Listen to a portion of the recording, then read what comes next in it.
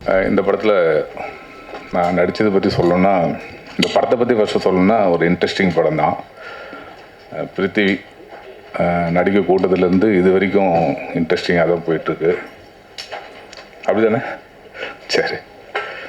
So இந்த படம் வந்து ஆக்சுவலி ரொம்ப நல்ல கதை, எனக்கு ரொம்ப பிடிச்ச கதை. ஒரு நாள் நைட்டு நடக்கிற கதை. இன்ட்ரெஸ்டிங்காக பண்ணிக்கிறாரு, சூப்பராக பண்ணிக்கிறார் பிருத்திவி. படம் பார்த்தேன், எனக்கு புதிய பதி மாதிரி தான் ஒரு ஃபீல் ஆச்சு. நல்லாயிருக்கும் இந்த படம். இந்த படத்துக்கு மேடையில் இருக்க எல்லாத்துக்கும் வணக்கம் மறுபடியும் சொல்கிறேன். ரொம்ப தேங்க்ஸ். இந்த படத்தில் நான் வந்து ஒரு வித்தியாசமான கதாபாத்திரம் பண்ணியிருக்கேன். இது வரைக்கும் வந்து இவங்க சாரி கட்டிட்டு சுடிதார் போட்டு ஒரு மாதிரியான கதாபாத்திரம் தான் பண்ணுவாங்கன்ற ஒரு இது இருந்தது. அதை வந்து இதில் பிரேக் பண்ணியிருக்காங்க. இயக்குனர் அரவிந்தன் அவர்களும் பிருத்வி சார் அவங்கள எல்லாருமே சேர்ந்து எனக்கு ஒரு வித்தியாசமான ஒரு கதாபாத்திரம் கொடுத்துருக்காங்க. ஃபஸ்ட்டு இங்கே நான் கூப்பிடும்போது சுடிதாரில் தான் போயிருந்தேன்.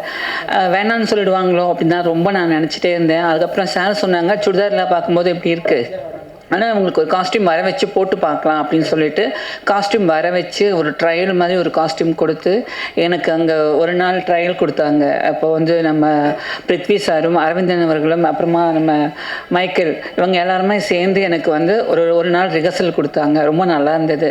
ஷூட் போகிறப்போ எனக்கு ரொம்ப ரொம்ப சப்போர்ட்டாக இருந்தாங்க. எனக்கு புல்லட் ஓட்ட தெரியும்னு நான் போய் சொல்லிட்டேன் அவங்க கேட்கும்போது. அதுக்கப்புறம் ஷூட்டிங் போனதுக்கப்புறம் அங்கேயும் ஒரு நாள் எனக்கு ஓட்டுறதுக்கு ட்ரெயின் கொடுத்து ரொம்ப நல்லா பார்த்துக்கிட்டாங்க. ரொம்ப சந்தோஷமாக இருக்குது. கண்டிப்பாக உங்கள் எல்லாருக்கும் பிடிக்கும். இவ்வளோ நாள் பார்த்துட்டு இருந்த ஜீவாவை வந்து வித்தியாசமான கோணத்தில் பார்ப்பீங்க. இந்த மேடையை யூஸ் பண்ணிக்கிறோன்னு நான் நினைக்கிறேன். நிறைய பேர் இவங்க சாரியில் வராங்க, சுடிதாரில் வராங்க, வெஸ்டர்ன் கேரக்டர் பண்ண மாட்டாங்க, அந்த மாதிரி கேரக்டர் உங்களுக்கு சூட் ஆகாதுன்னு நீங்கள் நினைக்க வேணாம். சாரி எனக்கு ரொம்ப பிடிக்கும். என் பெண்மையை உணர்ந்தப்போ நான் முதல்ல உடுத்தின விட இந்த சேலை தான். அதனால் எங்கே போனாலும் இந்த சாரியில் தான் போவேன். ஒரு கதாபாத்திரம் கொடுத்து பாருங்கள், ப்ரூவ் பண்ணி காட்டுவோம். வாய்ப்புகள் கிடைச்சா தானே ப்ரூவ் பண்ண முடியும். இவங்க எனக்கு கொடுத்துருக்காங்க. அதுக்கு எல்லாருக்குமே நன்றிங்க. குட் டே படத்தோட டீமுக்கு. ரெண்டாவது சிவகார்த்திகேயன் அண்ணா, சூப்பர் ஸ்டார் ரஜினிகாந்த் அவர்கள் எல்லாம் வந்து இப்போ வர படங்கள் எல்லாம் பார்த்து ஒரு சில விஷயம் சொல்லிட்டு இருக்கீங்க. எங்களுக்கு ரொம்ப சந்தோஷமாக இருக்குது.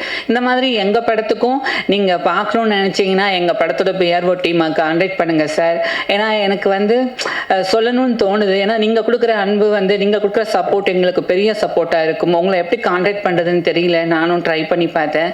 ஸோ சிவானா கூட நான் ரெமோன்னு ஒரு படம் ஒர்க் பண்ணியிருக்கேன். ரொம்ப நாளைக்கு அப்புறம் தர்பார் ரிலீஸ் ஆனதுக்கப்புறம் சிவானா வந்து அவங்க உதவியாளர்கிட்ட சொன்னாங்களா, நம்ம படத்தில் ஒர்க் பண்ண பொண்ணு தானே அப்படின்னு சொல்லிட்டு திரும்ப என்னை கூப்பிட்டுருந்தாங்க. நான் பார்க்க போக முடியல, எனக்கு அதுக்கப்புறம் வேலை இருந்தது. ஸோ இப்போது நான் அண்ணா கிட்ட கேட்குறேன், சிவகார்த்திகேயன் அண்ணா கிட்ட, நீங்கள் நிறைய படங்கள் பார்த்துக்கிட்டு எங்களுக்கு வந்து சப்போர்ட் பண்ணிகிட்ருக்கீங்க. சின்ன சின்ன படங்கள், புது படங்கள்லாம் வந்துட்டுருக்கு. எங்களுக்கும் நீங்கள் சப்போர்ட் பண்ணணும். ஒரு ரிக்வெஸ்ட்டாக நான் சொல்கிறேன். நீங்கள் பார்க்கணுன்னு ஆசைப்பட்டீங்கன்னா எங்கள் பிஆர்ஓ டீமை கான்டாக்ட் பண்ணுங்கள். அவங்க அதை அரேஞ்ச் பண்ணி தருவாங்க. மற்றபடி எங்களுக்கு சப்போர்ட் பண்ண எல்லாருக்கும் ரொம்ப நன்றி. ஒரு குட் டே, நியூ பிகினிங் உங்ககிட்டேருந்து எங்களுக்கு கிடைக்கும்னு நான் நம்புகிறேன். ஒரு புது முயற்சி பண்ணிட்டு நாங்கள் காத்துட்ருக்கோம். எல்லாரும் வர 27ஆம் தியேட்டரில் ரிலீஸ் ஆகுது, பாருங்கள், சப்போர்ட் பண்ணுங்கள். அப்புறம் இந்த படத்தில் கோவிந்த் வசந்தா அவர்கள் தான் மியூசிக் பண்ணியிருக்காங்க. இந்த படத்தில் சாங் வந்து கார்த்திக் நேத்ரா சார் எழுதியிருக்காங்க. இதில் அம்புலிய ஆராரவும், மின்மினிய ராசாத்தி பிரதீப் குமார் சார் அவங்களும், ரெகானா பாப்பாவும் பாடியிருக்காங்க. ட்ரெண்ட் மியூசிக்கில் அவைலபிளாக இருக்குது. எல்லாரும் பாருங்கள், சப்போர்ட் பண்ணுங்கள். நன்றி, வணக்கம். 3 வருஷம் பண்ணோம் இந்த படம். 3 வருஷம் கஷ்டப்பட்டு, எல்லோரும் வழக்கமாக சொல்கிறது தான். இருந்தாலும் 3 வருஷம் ரொம்ப பாடுபட்டோம். ரொம்ப சிம்பிளாக தான் ஆரம்பித்தோம். ரொம்ப பெரிய படம் இல்லை, ரொம்ப சின்ன படம், ரொம்ப அழகான படம். எங்களால் என்ன முயற்சி எடுத்திருக்கோமோ நாங்கள் போட்டிருக்கோம். ஒரு 3 நண்பர்கள் சேர்ந்து கதை இதுதான் எதுவும் ஃபிக்ஸ் பண்ணல. நம்ம லிரிக் ரைட்டர் கார்த்திக் நேத்தா அவருடைய அண்ணனோட கதையை ஒரு நாள் கேட்ட இயக்குனரும் தயாரிப்பாளரும் ஒரு லைன் ஒன்று சொன்னாங்க. அதை வச்சு டெவலப் பண்ணலாம், ஒரு நைட்டில் ட்ராவல் பண்ணலாம் அப்படின்ட்டு.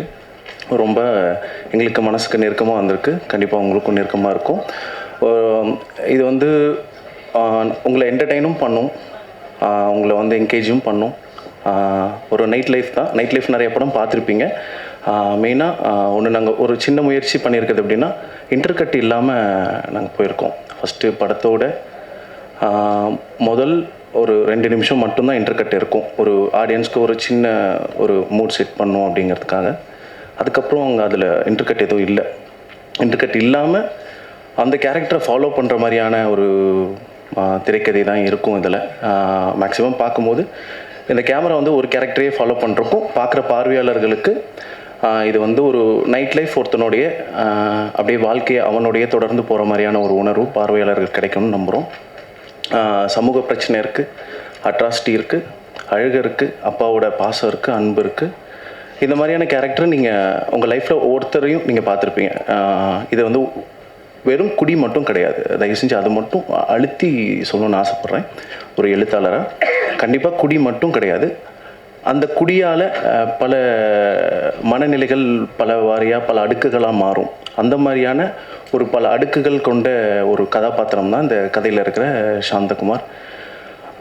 எழுத்துக்கு வாய்ப்பளித்த என்னுடைய ப்ரொடியூசர், என்னோடய டைரக்டர், கிட்டத்தட்ட நானும் டைரக்டரும் காலேஜ் மேட்ஸ் தான். ஒரு என்எஸ்எஸ் கேம்பில் 2 பேரும் ஒரு ட்ரௌசரை மட்டும் மாட்டிக்கிட்டு கால் மேலே கால் போட்டு அப்படியே வெறும் தரையில் படுத்துட்டு நீயும் நானும் ஒரு நாள் இதே மேடையில் பார்த்துப்பண்டா அப்படின்னு சொல்லிட்டு பேசிட்டு, ஸோ அதனால் எனக்கு எல்லாம் பிளாங்க் ஆகிடுச்சு. அதுதான் நிறைவேறின மாதிரி இருக்குது. அவர் தான் வந்து எனக்கு ப்ரொடியூசரை இன்ட்ரோ கொடுத்தாரு. எழுதுறா அவனால் முடியும் அப்படின்னு சப்போர்ட் பண்ணார். இவர்கிட்ட இயக்குனர் என் நண்பனாக இருந்தாலும் நிறையா அவர்கிட்ட இருந்தும் கற்றுக்கிட்டேன். உண்மை தான். எழுத்து பிழை கூட நான் கார்த்திக் நேத்து அண்ணன்கிட்ட கற்றுக்கிட்டேன். எப்படி எழுதணுங்கிறது இவங்ககிட்ட தான் கொஞ்சம் கொஞ்சம் கற்றுக்கிட்டேன். சாரி, இயக்குனர் இருந்தாலும் என் ஃப்ரெண்டு மனசில் வச்சுக்காத. ஸோ எல்லாருமே பாருங்கள். ஒரு நல்ல ஒரு ட்ராவல் கிடைக்கும் உங்களுக்கு. வழக்கமாக இல்லாமல் ஒரு புதுசாக ட்ரை பண்ணுறோம் அப்படின்ட்டு எங்களுடைய ஃபுல்லாக எங்களுடைய உழைப்பை கொட்டியிருக்கோம். நீங்கள் தான் ரிசல்ட் சொன்னோம். வர ஜூன் 27 ரிலீஸ். கண்டிப்பாக எல்லோரும் தேட்டரில் போய் பாருங்கள், சப்போர்ட் பண்ணுங்கள். நல்ல படங்களுக்கு, சின்ன படங்களுக்கு நீங்கள் தான் சப்போர்ட் பண்ணணும். நன்றி, வணக்கம். நான் சில பேருக்கு இங்கே நன்றி சொல்லணும் அப்படின்னு நினைக்கிறேன். எல்லோருக்கும் வணக்கம். முதல்ல பாலாஜி தரணிதரன் அண்ணா இங்கே வந்ததுக்கு அவருக்கு ரொம்ப நன்றி. என்னோடய சினிமா பயணத்தை ரொம்ப ஆக்கப்பூர்வமாக தொடங்கி வச்சவர் அவர் தான். அவரோட ஒரு பக்க கதை எழுதும் போதெல்லாம் என்னை ரூமுக்குள்ளே போட்டு பூட்டிடுவார். வெளியே போனால் குடிச்சிருவேன் அப்படின்ட்டு. அப்படி பேரன்போடு எல்லாம் கட்டி தூக்கிட்டு வந்த ஒரு ஆள் தான் நான் இங்கே.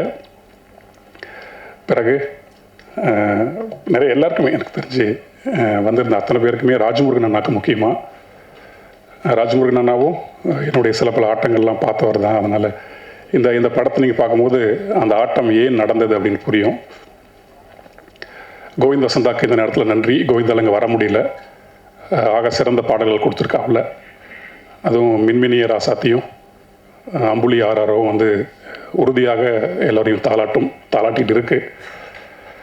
பிறகு எல்லோருக்குமே இந்த நேரத்தில் என்னுடைய நன்றி. இயக்குனர் பற்றியும் தயாரிப்பாளரை பற்றியும் நான் கடைசியாக பேசுகிறேன். அதுக்கு முன்னாடி நம்ம ரைட்டர் சொன்ன மாதிரி இந்த திரைப்படம் வெறும் குடியை மட்டும் பேசுவதில்லை அப்படின்னு சொன்னார் இல்லையா? ஆமாம், அதுதான் உண்மை. முன்ன எப்போ நான் வாசித்த ஒரு கட்டுரை, ஒரு உளவியல் கட்டுரை, அது வந்து வளர்ந்த நாடுகள் அப்படி அதை பற்றி சொல்லும் போது வளர்ந்த நாடுகளினுடைய உளவியல் எப்படி இருக்குது அப்படின்னு அந்த கட்டுரை சொல்லுது. வளர்ந்த நாடுகளினுடைய உளவியல் வந்து ஸ்கூசோஃபெனிக் சொசைட்டியாக இருக்குது அப்படின்னு சொல்லுது அந்த கட்டுரை.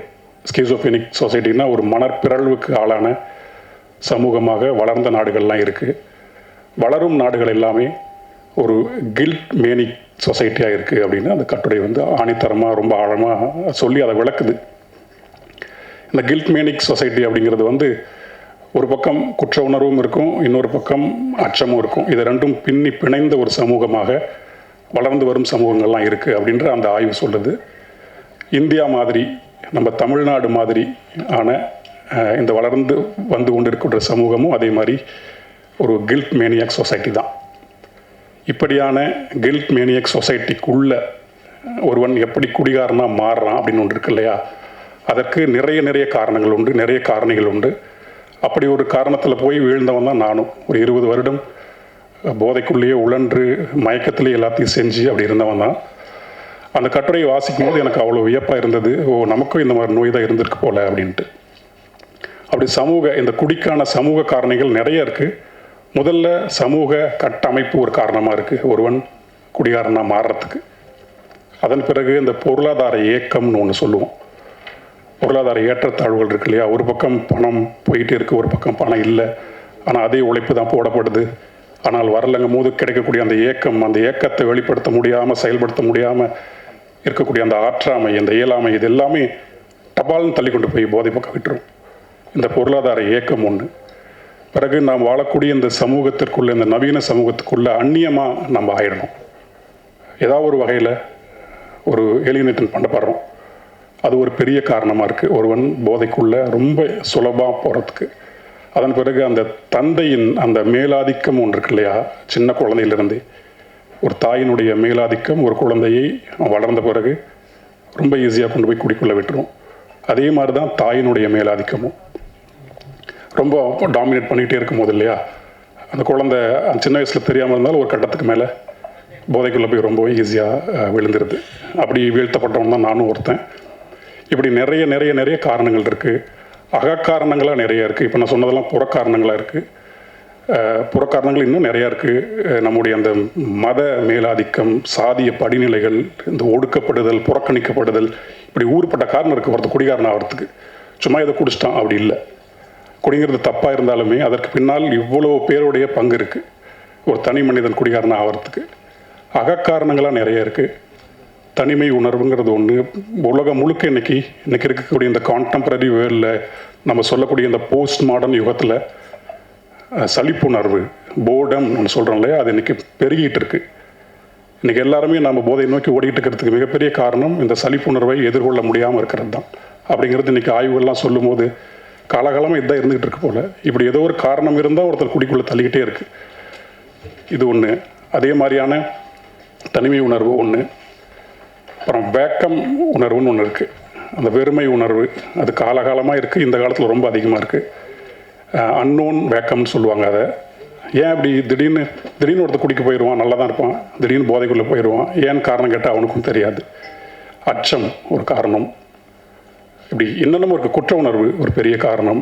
அதே மாதிரி காமத்திற்கு சரியான வடிகால் கிடைக்க முடியாமல் பித்து பிடிச்சு போய் அது தப்புன்னு உணர்ந்து அந்த படபடப்போடையே ஒருத்தர் குடிக்குள்ளே போனவளாக இருக்கான். இப்படி குடிக்கான காரணங்கள் நிறைய நிறைய நிறைய நிறைய இருக்குது.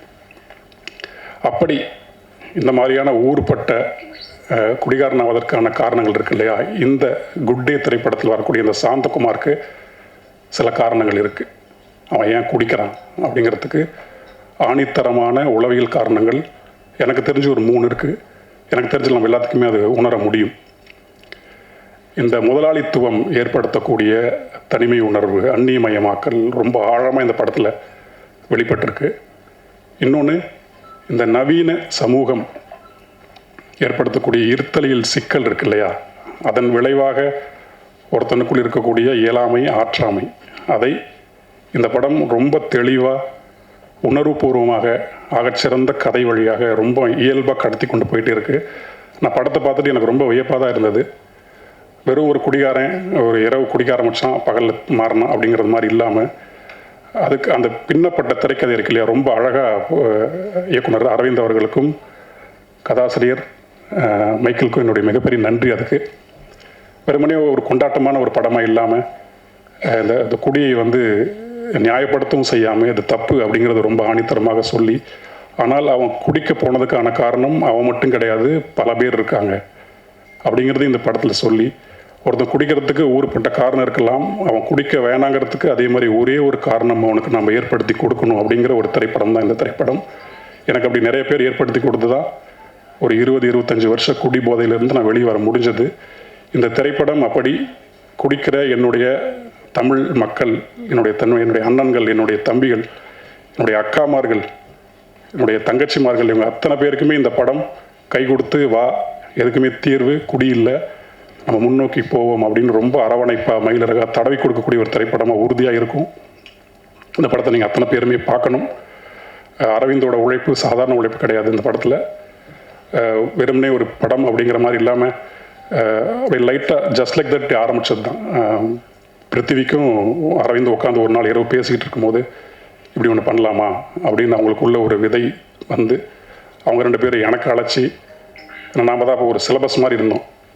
குடி அப்படின்னா கார்த்திகத்தை கூப்பிட்டுடலாமே அப்படின்ற மாதிரி அவ்வளோ கேவலமாக தான் ஒரு வாழ்க்கை வாழ்ந்துக்கிட்டு இருந்தோம். ஆமாம், அப்புறம் நாங்களும் போய் உட்காந்து பேச ஒரு 2 மணி நேரம் 3 மணி நேரம் பேசுனதெல்லாம் ஒரு ரெக்கார்டில் பண்ணி, அதன் பிறகு சில ஒரு திரைக்கதைக்கு தேவையானதெல்லாம் சில இருக்கு இல்லையா, மக்கள்கிட்ட காமிக்கும் போது வெறுமனே அந்த ராவா அதை கொடுக்க முடியாது. அவங்களும் சீன்ஸ்லாம் நிறைய ஆட் பண்ணி இது ஒரு கதை கோர்வையாக கொண்டு வந்து இங்கே பாட்டு வைக்கலாம் அங்கே பாட்டு வைக்கலாம் அப்படின்ட்டு அந்த முக்கியமாக அந்த மின்மினிய ராசாத்தி பாட்டும் அம்புலி ஆராரோ பாட்டும் வந்து கரெக்டான இடத்துல படத்துக்குள்ளே இருக்கும். உறுதியாக நமக்கு சின்ன நிகழ்வு ஒன்று ஏற்படும் மனசுக்குள்ளே. ஆமாம், அது நான் உறுதியாக சொல்கிறேன். ஒரு சினிமா ரசிகனா, பாடலை எப்போதும் ரசித்து கொண்டே இருக்க ஒரு கவிஞனா அந்த 2 பாட்டும் நிச்சயமாக எல்லாத்தையும் தாளாட்டும் அப்படின்னு நான் நம்புகிறேன். இந்த படத்தில் வேலை செஞ்ச அத்தனை பேருக்குமே என்னுடைய மனப்பூர்வமான நன்றி. ஏன்னா அந்த நண்பர் சொன்ன மாதிரி ஒரு 3 வருடம் படம் நடக்கும் அப்படி தான் இருந்தது. அதெல்லாம் மீறி இந்த படம் பார்க்கும்போது மனசுக்கு ரொம்ப நிறைவாக இருக்குது. இந்த மாதிரியான நிறைய படங்கள் பண்ணணும் அப்படின்னு எங்களுக்கு தோணுது. இன்னும் பெரிய கதை இது ஒரு நாள் இரவு நடக்கிறதுனால அந்த இரவுக்குள்ளே என்னென்ன அமைக்க முடியுமோ அது மட்டும்தான் இருக்குது. இந்த படம் வெற்றி அடைந்து பொருளாதார ரீதியாக தயாரிப்பாளர் நல்ல என்ன வளம் அடைஞ்சாருன்னா இன்னும் 2 பார்ட் இருக்குது இதோடது. அவன் ஏன் குடிகாரன் ஆனா அப்படிங்கிறது ஒன்று இருக்குது. குடியை விடுவதற்காக அவன் எடுத்த முயற்சிகள்லாம் என்ன அப்படிங்கிறது ஒரு பார்ட்டாக வரணும்னு விருப்பப்படுறோம். அது இதோட வெற்றி தான் தீர்மானிக்கும். அதனால் அத்தனை பேருக்குமே ரொம்ப நன்றி. இந்த நேரத்தில் அந்த ட்ரைலர் கட்ஸ் பண்ணியிருந்தாங்க, சூப்பராக பண்ணியிருந்தாங்க, ரொம்ப அழகாக. அந்த லியோன் அண்ட் டார்வின் அவங்க 2 பேருக்குமே மியூசிக் போட்டிருந்தாங்க. அவங்க ட்ரைலருக்கு டீசருக்கெல்லாம் ரொம்ப புது சவுண்டாக இருந்தது. லியோன் அண்ட் டார்வினுக்கும் என்னுடைய மனப்பூர்வமான வாழ்த்துக்கள், நன்றி. ராஜமுருகன்னா இந்த மேடையில் வந்து எங்களுக்காக இருந்து இதை நிறைய முன்னெடுத்து கொடுத்தவர் அவர் தான். இது இப்படிலாம் போகலாம் அப்படிலாம் போகலான்னு ஒரு வழிகாட்டியாக இருந்து முன்னெடுத்து கொடுத்தவர். எனக்கு இந்த நேரத்தில் தம்பியாக மனப்பூர்வமான நன்றி. இப்போதைக்கு இதுதான் போகுதுன்னு நினைக்கிறேன். ரொம்ப நன்றி. அப்புறம் நோட் ஆஃப் தேங்க்ஸ் அப்படின்னா, ஏன்னா அவங்களால தான் இதெல்லாம் முடிஞ்சுது. பிருத்விராஜ், கார்த்தி அண்ணா, மதன் குணதேவண்ணா, தென் பூர்ணா, முக்கியமாக எங்கள் கோவிந்த் வசந்தா, இவங்களால தான் அது சாத்தியமாச்சு. அப்புறம் நன்றி, தேங்க்ஸ். குட் டே டீமுக்கு என்னோடய வாழ்த்துக்கள். நான் படம் பார்த்துட்டேன். நான் ஆக்சுவலி நான் சொல்லணும்னு நினச்சதை கார்த்திக் நேத்தா ரொம்ப அருமையாக சொல்லிட்டார். அது இந்த படம் வந்து போதையை க்ளோரிஃபை பண்ணுற படம் கிடையாது. ஏன்னா அந்த போதையில் இருக்கிறவனோட பெயின், அவனை சார்ந்தும் அவன் கூட இருக்கிறவங்கள அனுபவிக்கிற பெயின், அதை சொல்கிற படம் இது.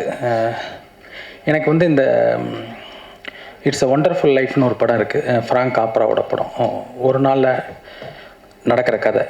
ஒருத்தன் வாழ்க்கையோட ரொம்ப அதோட கீழே வரைக்கும் பார்த்துட்டான். அதுக்கப்புறம் அவனுக்கு வாழறதுக்கான தேவையே இல்லை. அவன் என்னெல்லாம் பண்ணுவான், அப்படி ஒரு சூழல். அந்த மாதிரி ஒரு மூடில் இந்த படம் இருந்தது. ரொம்ப சூப்பராக இருந்தது படம். எனக்கு பார்த்துட்டு ரொம்ப பிடிச்சிது. மற்றபடி இந்த படத்தில் நான் எதுவும் சம்மந்தப்படலை. ஆனால் படம் பார்த்துட்டு ரொம்ப பிடிச்சிட்டு எதானா சொல்லுங்கள் பிருத்திவி, நான் வரேன் அப்படி சொல்லியிருந்தேன். ரொம்ப அருமையான படம். ரொம்ப நல்லா பண்ணியிருந்தாங்க அந்த டீம். பர்ஃபார்மன்ஸ், டைரக்ஷன், ஸ்கிரிப்ட் எல்லாமே ரொம்ப நல்லா இருக்குது. குறிப்பாக மியூசிக், கார்த்திக் நேத்தா லிரிக்ஸு. எனக்கு கார்த்திக் நேத்தா சொன்ன மாதிரி இந்த மின்மினிய ராசாத்தி சாங் பார்த்துட்டு இருக்கும் போதே கொஞ்சம் நெகிழ்வாக தான் இருந்தது. அருமையான படம். எப்பயும் நல்ல படங்கள் ஓடுன்ற நம்பிக்கை எனக்கு இருக்குது. இந்த படமும் கண்டிப்பாக ஓடும். தேங்க்ஸ். வாய்ப்பளித்த தயாரிப்பாளர் பிருத்வி அண்ணா, அப்புறம் இயக்குனர் அரவிந்தன் பிரதர் 2 பேருக்கும் ரொம்ப நன்றி. அதுக்கப்புறம் கூட ஒர்க் பண்ண எல்லாருக்கும் ரொம்ப நன்றி. ஒரு நாள் வந்து கேஜி அசோக்னு ஒரு அண்ணா ஒருத்தர் இருக்கார். அவர் எனக்கு ஃபோன் பண்ணி இந்த மாதிரி ஒரு படம் இருக்குது குட் டேன்னு, சில பேர் புதுசாக சில பேர் சேர்ந்து எடுத்துருக்கிற படம், அதை கொஞ்சம் பாரு, அதுக்கு ஏதாவது சப்போர்ட் பண்ணு அப்படின்னாரு. பொதுவாக இந்த மாதிரியான விஷயங்கள் வரும்போது நம்ம சப்போர்ட் பண்ணுறது பண்ணல அப்படிங்கிறதெல்லாம் தாண்டி அந்த கண்டென்ட் தான் ரொம்ப முக்கியம். அந்த மாதிரி நிறைய படத்துக்கு நம்ம போகிறோம், சம்பிரதாயத்துக்கு சப்போர்ட் பண்ணுறதுக்காக 2 வார்த்தைகள் பேசுவோம். சில படங்கள் வந்து கண்டிப்பாக நம்ம பேசியே ஆகணும் அப்படிங்கிற விஷயத்தை வந்து நமக்கு உருவாக்கும். இந்த படம் வந்து அப்படி 2வது வகை. அந்த படத்தை பார்த்த உடனே இதுக்கு சப்போர்ட் பண்ணுறது நம்முடைய தார்மீக கடமை அப்படின்னு என்னை உணர வைத்த ஒரு படம் குட் டே. ஜி நாகராஜனுடைய ஒரு சிறுகதையை படித்த மாதிரி, வைக்கம் பஷீருடைய அந்த உலகத்துக்குள்ளே போயிட்டு வந்த மாதிரி ஒரு உணர்வை வந்து இந்த படம் கொடுத்துச்சு. கார்த்திக் நேத்தா சொன்னது மாதிரி இந்த படம் வந்து பாலாஜி சொன்ன மாதிரி குடியை குளோரிஃபை பண்ணுற படம் இல்லை. அந்த குடிக்கான காரணத்தை ஒரு சமூகம் எப்படி உருவாக்குது அப்படிங்கிறத பற்றி பேசுகிற படம்.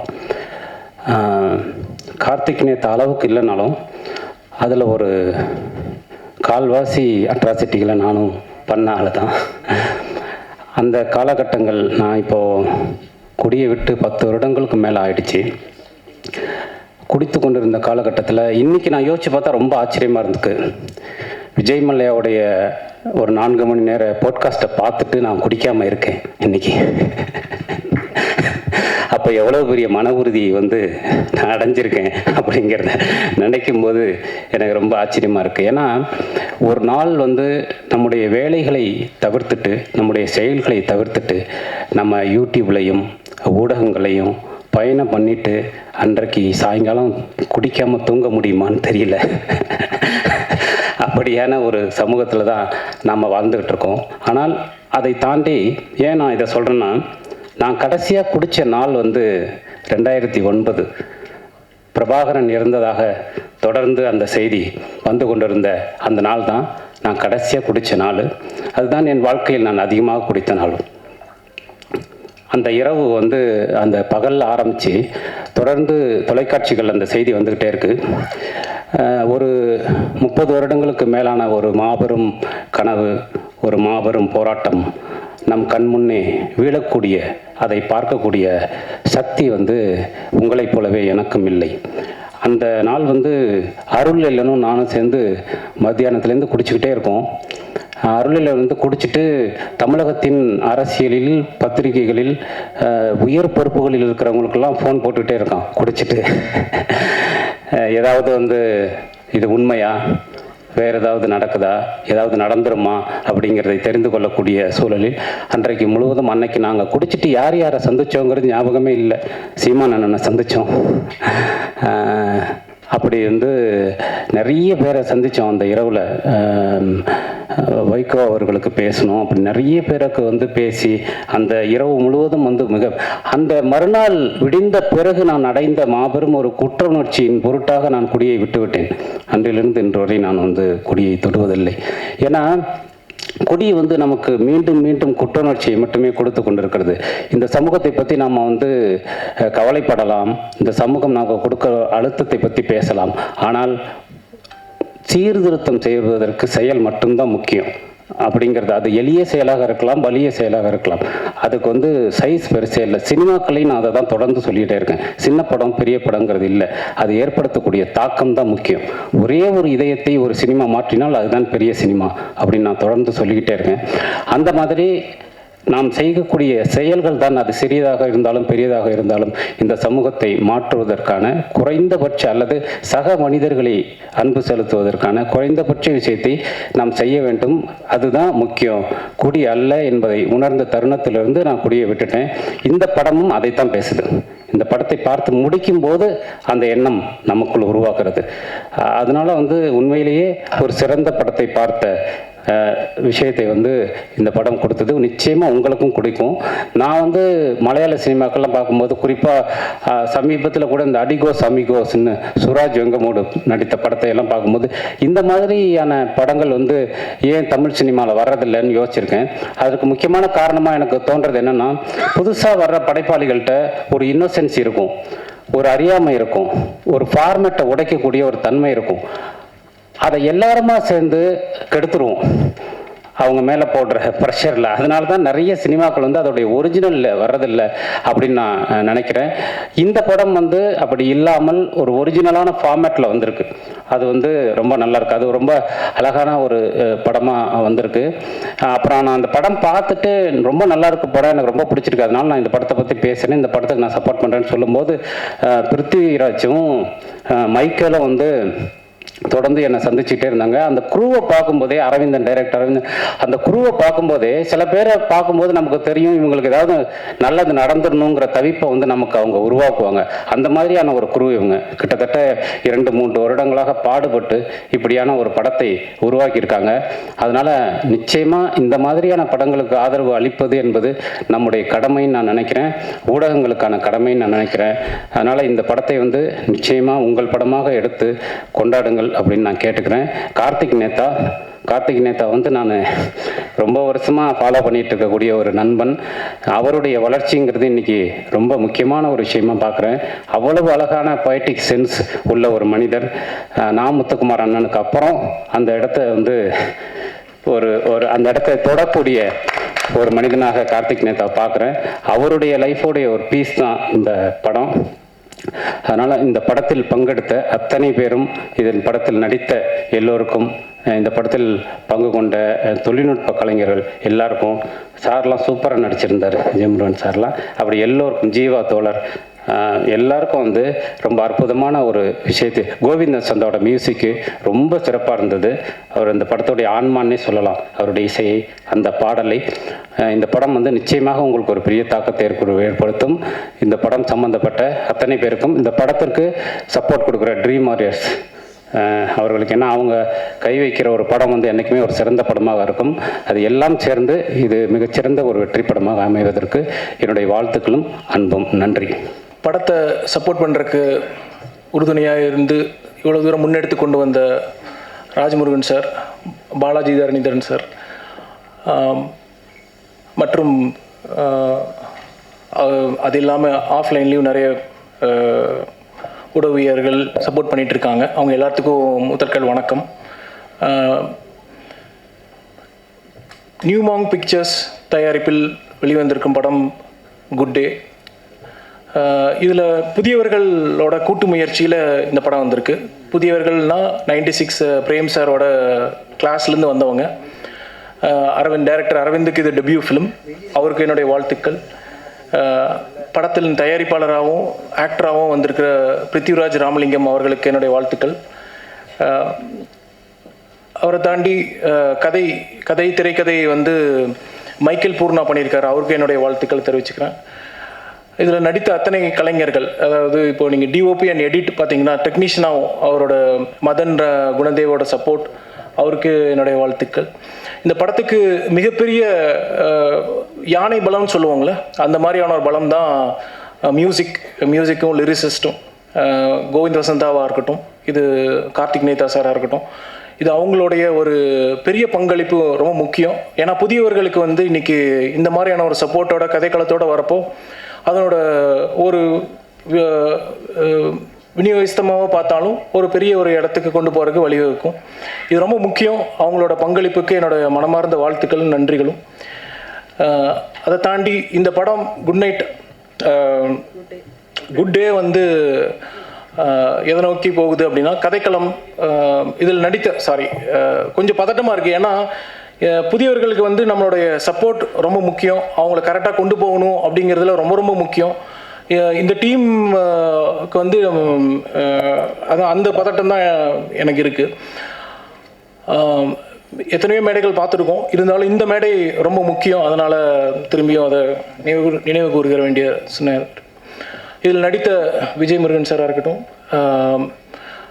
போஸ் வெங்கட் சாராக இருக்கட்டும், ஜீவாவாக இருக்கட்டும், பக் சாராக இருக்கட்டும், இதில் உறுதுணையாக இருந்த அத்தனை கலைஞர்களுக்கும் ஒரு தடவை நன்றி தெரிவித்துக் கொள்கிறோம். குட் டே இந்த படம் வந்து 2 முக்கியமான விஷயத்த சொல்ல வருது.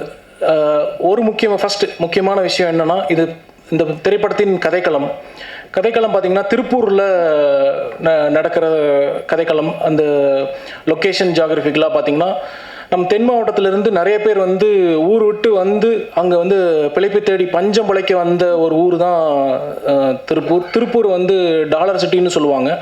ஏன்னா அதில் இருக்கிற வணிகம் அவ்வளோ பெரியது, அதில் கிடைக்கிற ஆப்பர்ச்சுனிட்டி அவ்வளோ பெரியது. அங்கே வந்து வேலைக்கு வர்றவங்களுக்கு உண்டான எதிர்பார்ப்புகள் என்னென்னா, அட்லீஸ்ட் நம்ம வாழ்க்கை தரத்தை ஒரு தடவை நம்ம மேலே ஏற்றிக்க முடியாதா அப்படிங்கிற ஒரு நம்பிக்கையில் வர்ற ஊர் தான் திருப்பூர். அந்த மாதிரி திருப்பூரில் வர்றாங்கன்னா அவங்களுக்கு பல காரணங்கள் இருக்கும், பல சுச்சுவேஷன்கள் இருக்கும். எந்த மாதிரியான மன அழுத்தத்தை கொடுக்கும் அப்படின்னா, அவங்க ஊரை விட்டு வருவாங்க. அவங்க உற்றார் உறவினர், பெற்றோர், சகோதரர் சகோதரிகள், நண்பர்கள் அனைவரையும் விட்டு வந்து அந்த ஊருக்கு வந்து ஒர்க்குக்காக வருவாங்க. திருப்பூரில் நான் படிச்சிருக்கேன். என்னோடய வாழ்க்கையும் இளம் வயது வாழ்க்கை திருப்பூரில் இருந்துங்காட்டிக்கு அதை நான் ரொம்ப க்ளோஸாக பார்க்குறேன். அங்கே நிறைய பேர் வருவாங்க. கிட்டத்தட்ட 6 லட்சம் மக்கள் தமிழ்நாட்டுக்குள்ளேயே 6 லட்சம் மக்கள் குடிபெயர்ந்து திருப்பூருக்கு வந்திருப்பாங்க மினிமம். இவ்வளோ பேர்த்துக்கு வந்து அந்த மன அழுத்தத்தில் இருக்கிறவங்களுக்கு வந்து பல விஷயங்கள் கோத்ரூவாகும். அந்த மன அழுத்தத்தில் என்னென்னா, சிலர் ஃபேமிலி விட்டு வரப்போ அவங்க ஃபேமிலி ஊரில் இருப்பாங்க, அவங்கள விட்டு பிரிஞ்சு வந்து இருப்பாங்க. அந்த மாதிரியான மன அழுத்தத்துக்கு வந்து சில தேடுதல் இருக்கும். ஒன் ஆஃப் த தேடுதல் வந்து இந்த ஒரு குடி பழக்கமாக இருக்கலாம். அந்த மாதிரியான ஒரு சித்தரிக்கப்பட்ட கதை தான் இந்த கதை. இது இந்த படத்தில் சொல்ல வந்த முதல் முக்கியமான கருத்து வந்து நீங்கள் ட்ரெய்லர்லேயே கவனிச்சிருப்பீங்க. அவர் வந்து எதை தேடி போகிறாருன்னு பார்த்தீங்கன்னா, எனக்கு வாழ்க்கை வந்து எனக்கு வேணுங்கிற பயணத்தை நான் அடைஞ்சிட்டேன், நான் இதுக்கு மேலே வந்து தற்கொலை முயற்சி பண்ணிக்கலாம் அப்படிங்கிறதுலேருந்து தான் ஸ்டார்ட் ஆகுது. இந்த மன அழுத்தமே முக்கியமான காரணம் இதில் இருக்கிற அந்த சூசைடல் தாட்ஸ் தான். சூசைடல் தாட்ஸுக்கு வந்து மனநல மருத்துவர் திருநாவுக்கரசு அவர்களை ரெஃபரன்ஸாக சொல்கிறேன். அவர் குறிப்பிடும் போல முக்கியமான 3 காரணங்கள் ஏன் இந்த படத்துக்கு இது ரொம்ப ரெலவெண்ட், எவ்வளோ டீப்பாக இந்த கதையை எழுதியிருக்காங்க அப்படிங்கிறதுக்காக அந்த ரெஃபரன்ஸ் நான் கொண்டு வரேன். ஃபஸ்ட்டு இதில் ஒரு டைலாக் ஆக்சுவலாக இன்ட்ரெஸ்டிங்காக இருக்கும். அதாவது, எனக்கு இந்த உலகம் வந்து தேவையில்லை அப்படிங்கிறது ஒரு விஷயம். எனக்கு இன்னொன்று வந்து இந்த உலகம் என்னை வந்து நிராகரிக்குது அப்படிங்கிறது 2வது காரணம். 3வது காரணம் வந்து ஒருவேளை இந்த உலகத்துட்டு நம்ம போனோம்னா அதுக்கு உண்டான நன்மைகள் இந்த உலகத்துக்கு கிடைக்கும் அப்படிங்கிற 3 முக்கியமான காரணங்கள் தான் தற்கொலை முயற்சிக்கு தூண்டுதல் அப்படின்னு சொல்கிறாங்க. தற்கொலை முயற்சி வந்து it's not accident, it's a very preplan, premeditated, properly executed ஆன ஒரு விஷயம். ஸோ இப்படி ஆன ஒரு கதைக்களம் தான் இந்த படம். இதில் இப்படி ஒரு பிளேஸ்மெண்ட் பண்ணியிருக்காங்க. இதில் அவருடைய குடிப்பழக்கத்தை வந்து கொண்டு வந்து வச்சுருக்காங்க. அது எப்படி ஒரு காம்பினேஷனாக, இது ஒரு டெட்லி காம்பினேஷன். இதுக்கு கிளியராக ஒரு முடிவு இருக்குது. அதுதான் இந்த படத்தோட ஸ்டார்டிங்கே அங்கிருந்தான் ஸ்டார்ட் ஆகுது. ஸோ இப்படி ஒரு காம்பினேஷனில் வர படத்துக்கு கண்டிப்பாக ஒரு முடிவு, அது எந்த ஒரு தனி மனிதராக இருந்தாலும் அதுக்கு ஒரு முடிவு இருக்குங்கிறது தான் இதனோட பேசிக்கான அந்த ஸ்டோரி ஸ்ட்ரக்சரிங். அவ்வளோ டெப்த்தாக இந்த வடிவமைச்சிருக்காங்க. மிகப்பெரிய நன்றிகள். இதுக்கு லிரிக்ஸாக இருந்தும் மட்டும் இல்லாமல் அடிஷ்னல் டயலாக்ஸுக்கு உறுதுணையாக இருந்த கார்த்திக் நேதா சாருக்கு சிறப்பு நன்றிகள் நான் தெரிவிக்கணும்னு நினைக்கிறேன். பூர்ணாக்கு இந்த ஒரு டெப்த் ரைட்டிங்க்கு வந்து நன்றிகள் தெரிவிக்கணும்னு நினைக்கிறேன். ஏன்னா இது வந்து நியூ டெபியூ டீம்லேருந்து வரப்போ இந்த ஒரு இது குவார்க்கி ஜானரே வந்து ரொம்ப புதுமையானது. இது குவார்க்கி ஜானர் வந்து கொண்டு வந்து சொல்கிறதுக்கு ராஜமுருகன் சார் சொன்ன மாதிரி ஒரு தைரியம் வேணும், இதில் நடிகருக்கு ஒரு தைரியம் வேணும். இதில் நடித்த ஒரு நம்ம பிருத்திவிராஜ் சார் வந்து அவ்வளோ டெப்த்தாக அந்த கேரக்டராகவே வாழ்ந்திருப்பார். நீங்கள் உங்களோட ஸ்க்ரீன் ஹோல்டிங் வந்து ஒன் ஆஃப் த இப்போ ரீசெண்ட் டைம்ஸில் நாங்கள் பார்த்த திரைப்படங்களில் டெபியூ ஆக்டராக இவ்வளோ பர்ஃபார்மன்ஸ் ஓரியன்டாக அவர் கொடுக்க முடிஞ்சதுக்கு மிகப்பெரிய நன்றிகள் அண்ட் வாழ்த்துக்கள். இந்த தமிழ் சினிமா கண்டிப்பாக உங்களை அங்கீகரிக்கும் சார். உங்களோட ஆக்டிங்க்கு டெஃபினட்டாக ஒரு பிளேஸ் இருக்குது. இதுக்கு நாங்கள் மட்டும் இல்லை, பத்திரிகை ஊடக நண்பர்கள் எல்லாருமே கை கொடுத்து உங்களை கூட்டிகிட்டு போகிறோம். உங்களுக்கு first of all warm welcome sir for such a brilliant acting. Vijay சாரோட ஆக்டிங்கும் அதில் பிரில்லியண்ட்டாக இருக்கும். நீங்கள் ஜீவாவோட ஆக்டிங்கும் ஒரு போலீஸ் கேரக்டராக இருந்து பண்ணுவாங்க. பைக் ஓட்டுற மாதிரியான காட்சிகள் எல்லாம் நீங்கள் பார்த்துருப்பீங்க. ஸோ இதனோட 2வது காரணம் நான் சொல்லணும்னு நினச்சேன். இந்த படத்தை குட் டேவோட 2வது காரணம் என்னென்னா, இப்போ நம்ம ஃப்ரெண்ட்ஸில் வந்து ஒரு 10 நண்பர்கள் இருக்காங்கன்னா கண்டிப்பாக ஒரு நண்பர் இந்த மாதிரி இருப்பாங்க. பிருத்திவிராஜ் மாதிரியான இந்த கேரக்டரில் இருக்கிற நண்பர்கள் கண்டிப்பாக நம்ம கூட இருப்பாங்க. ஸோ இதுவே ஒரு பெரிய ரிலேட்டபிலிட்டி நம்மளுக்கு. கண்டிப்பாக நமக்கு கூட்டத்தில் ஒருத்தர் இருந்தாரே அப்படின்னு சொல்லி போட்டு அவங்களுக்கு நடந்த நல்ல விஷயமா இருக்கட்டும், கெட்ட விஷயமா இருக்கட்டும், அவங்க தேடி போன வழிகளாக இருக்கட்டும், அது சரி தவறுங்கிறத தாண்டி நம்மளால் ரிலேட் பண்ணிக்க முடியும். கண்டிப்பாக இந்த கரண்ட் ஜென்ரேஷன் எல்லாத்தாலையும் ரிலேட் பண்ணிக்க முடியும். ஜென்ரேஷன் தாண்டின ஒரு கதையாக தான் இந்த படம் இருக்குது. இந்த 2 முக்கியமான காரணத்தினால தான் இந்த படத்தை நாங்கள் தேர்வு செஞ்சோம். கண்டிப்பாக இந்த படத்துக்கு உண்டான சப்போர்ட் எப்பவுமே இருக்குது. உங்களோட சப்போர்ட் எங்களுக்கு இருக்குது. முக்கியமான அந்த நம்பிக்கையில் வருகின்ற ஜூன் 27ஆம் தேதி திரைக்கு வருது. உங்களுடைய அன்பும் ஆதரவும் இந்த படத்துக்கு தேவை. இவர்கள் அனைவரும் புதியவர்கள். உங்களுடைய அன்பும் ஆதரவும் கண்டிப்பாக தேவை என்று தாழ்மையுடன் கேட்டுக்கொள்கிறேன். நன்றி, வணக்கம். எனக்கும் இதுதான் முதல் மேடை. ரொம்ப நர்வஸாக தான் இருக்குது. மைண்டில் இருக்குது அப்படியே ஒரு ஃப்ளோவாக பேசுகிறேன். எனக்கு ஒரு ஆர்டரெல்லாம் பேச தெரியாது. ஃபஸ்ட்டு இந்த படம் ஆரம்பித்ததே வந்து ஒரு நல்ல ஒரு இதாக இருந்தது. நானும் அரவிந்தும் 7 ஸ்க்ரீன்ஸில் ஒர்க் பண்ணிகிட்டு இருந்தோம். ஒரு நல்ல சம்பளம், ஒரு படம். திடீர்னு ஒரு நாள் இல்லை இந்த படம் நடக்கலை அப்படின்ட்டாங்க. கையில் ஒரு 1000 ரூபாய் இருந்தது. அந்த மாதம் சம்பளம் வருமா என்னன்னு தெரியாது. அந்த 1000 ரூபா வச்சுட்டு என்ன பண்ணலாம் அப்படின்னு பேசிட்டு இருந்தோம். அரவிந்த் வந்து படம் பண்ணலாம் ஏன்னாரு. இவன் ஏன்னா லூஸா 1000 ரூபா தான் இருக்குது, அடுத்த மாதத்துக்கு ஏதாவது நல்ல டேரக்டர் எப்படியாவது இந்த ப்ரொஃபைல் வச்சு காமிச்சு சேர்ந்துருவோம் அப்படின்னும் போது சரி வழக்கம் போல் பேசிட்டு படுத்து தூங்கிட்டோம். காலையில் எழுந்திரிச்சு வழக்கம் போல் ஞாபகம் இருக்காது என்ன பேசணுன்னு. சரி, ஆனால் அதுக்கப்புறம் வந்து ஒரு லைன் ஒன்று பேசிட்டு இருக்கும்போது அரவிந்துக்கு வந்து எப்படியாவது படம் பண்ணிடணும் அப்படின்ட்டு, இல்லையா நீ கொஞ்சம் யோசிச்சு பாரு, படம் பண்ணிடலாம். நான் சினிமாவுக்கு வந்து நடிக்கணும்னு தான் வந்தேன், தெரியாமல் அசிஸ்டன்ட் ரைட்டு கோடட் ரைட்டு. அரவிந்துக்கு வந்து ப்ராப்பராக டேரக்டர் ஆகணும். சரி, அரவிந்த் வந்து எப்படியாவது நீ பண்ணிவிடுவோம் அப்படின்னு சொல்லி ஆரம்பித்த படம் தான். அப்படி தான் இந்த படம் ஸ்டார்ட் ஆச்சு. கையில் காசுலாம் கிடையாது. ஒரு ரெடியாக அப்படியே நானும் அரவிந்த் நல்லா பேசுவோம். போயிட்டு பேசி உட்காந்து ஒரு 2 லட்ச ரூபா ஃபஸ்ட்டு ஒருத்தர் ஏமாற்றி வாங்கினோம். அதுக்கப்புறம் அவர் எங்களை நம்பினார். அப்புறம் இவரை காமிச்சு இன்னொருத்தர்கிட்ட ஒரு 5 லட்ச ரூபா வாங்கினோம். அப்புறம் கொஞ்சம் கொஞ்சமாக எடுத்து அதை காமிச்சு பணம் இருக்குன்னு தான் பணம் வாங்கணும். அப்படி தான் இந்த படம் ரெடியாச்சு. ப்ரொடியூசர்னால் வழக்கமான பணம் எடுத்துகிட்டு வந்து நான் ப்ரொடியூஸ் பண்ணலை. கிட்டத்தட்ட ஏமாத்திரன் மீன்ஸ் படம் பண்ணணும் அப்படின்ற ஒரு இது. நிறைய நடிகர்கள் வந்து எங்கள் மேலே ஒரு சின்ன நம்பிக்கை இருந்து வந்து ஃப்ரீயாக நடித்து கொடுத்தாங்க. பக்ஷன், விஜயமுருகன், நிறைய பேர். ஜீவாக்கெலாம் என்ன பேமெண்ட் போச்சான்னு கூட எனக்கு தெரில. நிறைய பேர் ஹெல்ப் பண்ணாங்க. ஸோ இப்படி படம் பண்ணலாம் அப்படின்ட்டு ஆரம்பிச்சுட்டு வந்து எங்களுக்கே தெரில. சரி, இப்போ ஸ்கிரிப்ட் உட்காந்து ஒரு லைன் பேசி ஸ்கிரிப்ட் பண்ணுவோம் அப்படின்ட்டு போய் உட்காந்து பேச ஆரம்பித்தோம். சரி, குடிகாரனை பற்றி என்ன ஸ்கிரிப்ட் ஆச்சு, என்ன பண்ணலாம் அப்படின்னும் போது டக்குன்னு பேப்பர் எடுத்து பெஸ்ட்டு குடிகாரர்கள்லாம் எழுதினேன் யார் யார் இருக்காங்கன்னு.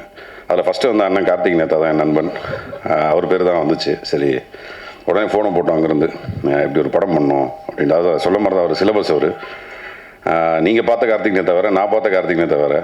பிரபா வைன் ஷாப்பில் வந்து ஃபஸ்ட் டைம் கார்த்திக் நேத்தா வந்து அவர் எனக்கு ஒரு அப்பப்போ ஒரு அறிவுரைலாம் சொல்லுவார். அவர் எது குடிக்கிறோன்னா இந்த உலகத்தை யாரா காப்பாற்றுறது, நம்ம தான் காப்பாற்றணும். அதனால் காலையில் ஒரு கட்டிங் போட்டால் தான் அடுத்தடுத்த டேக் ஆஃப் ஆகும் அப்படின்ட்டு. நான் வேறு மாதிரி கார்த்திக் நேத்தாவை பார்த்துருக்கேன். நான் பயந்த கார்த்திக் நேத்தாலாம் இருக்குது. சட்டையை கழட்டிட்டு ஹெல்மெட்டை வந்துடும் மாட்டு பஸ் ஏறிடுவார்.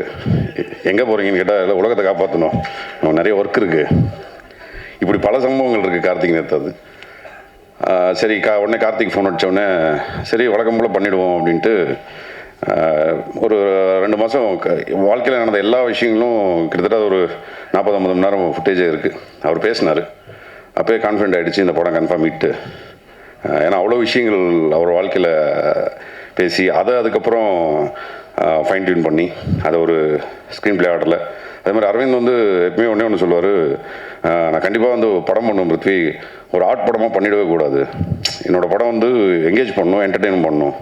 ஸோ அதை கரெக்டாக பண்ணியிருக்காரு. நான் ஒரு கமர்ஷியல் டேரக்டராக தான் வந்திருக்கேங்க அப்படின்னு சொல்லிட்டு அதை நான் அப்போ சரி ஏதோ ஒன்று பேசுகிறாப்புல ஓகே அப்படின்ட்டு. சரி, இந்த படத்தில் நீ நடிச்சு ஃபர்ஸ்ட் ஆஃப் ஆல் அரவிந்த் நான் ஒரு பெரிய தேங்க் பண்ணோம்.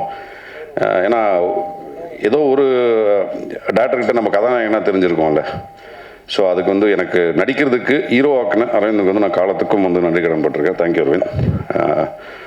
சரி, இப்போ நம்மளை ஓகே ஹீரோன்ட்டார், இந்த பணத்தை கொஞ்சம் ரெடி பண்ணிடலாம் அப்படின்ட்டு ரெடி பண்ண ஆரம்பிச்சது தான். ஆனால் அரவிந்த் வந்து திடீர்னு ஒரு நாள் ட்விஸ்ட் வச்சிட்டாரு, பிருத்வி எனக்கு ஒரு நாள் நடிச்சு காமிங்க, நீங்கள் நடிச்சு காமிச்சிங்கன்னா தான் இந்த படத்தில் ஹீரோ, இல்லைன்னா கிடையாதுங்க. அது ஃப்ரெண்ட்ஸாக இருந்தாலும் பரவாயில்ல. OMC கிரவுண்டு கூப்பிட்டு போயிட்டாப்புல. சரி, அதுக்கு முந்தின நாள் வேறு நல்லா கவனிச்சிக்கிறார் அரவிந்த், காலைல ஏதாவது சொல்கிற போகிறான் வேணாம் அப்படின்ட்டு. அப்புறம் காலைல போய் ஒரு டெஸ்ட் வச்சாப்புல.